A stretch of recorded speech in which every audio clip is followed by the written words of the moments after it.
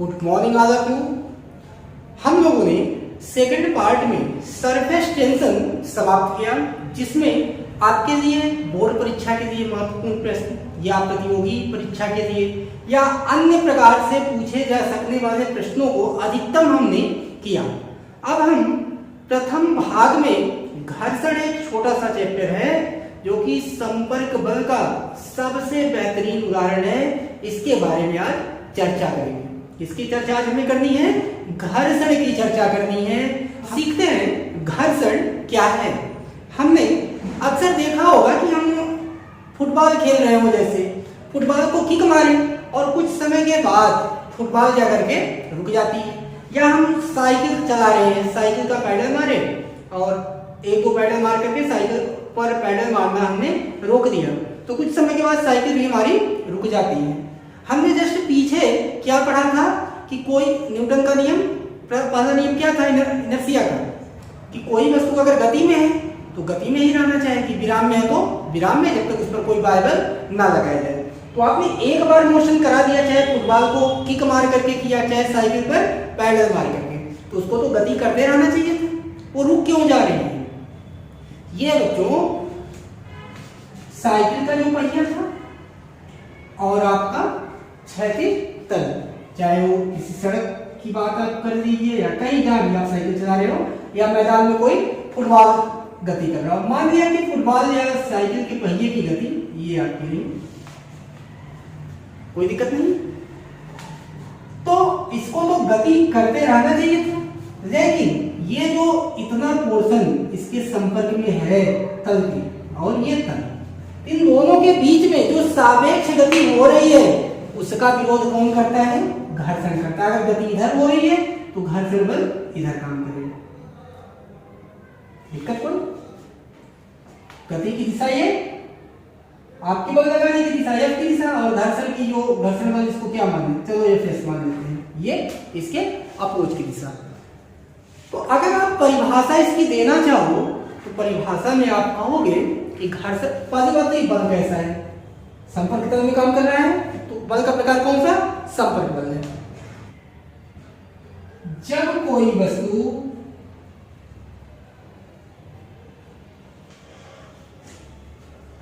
किसी दूसरी वस्तु की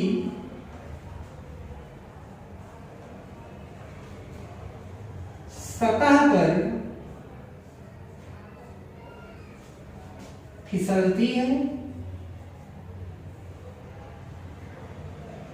अथवा फिसलने का प्रयास करती है,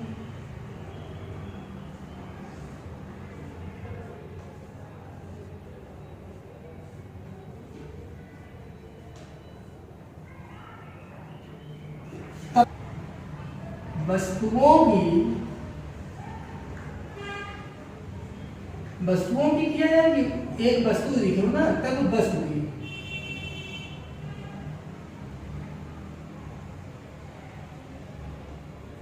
संपर्क सतह के समांतर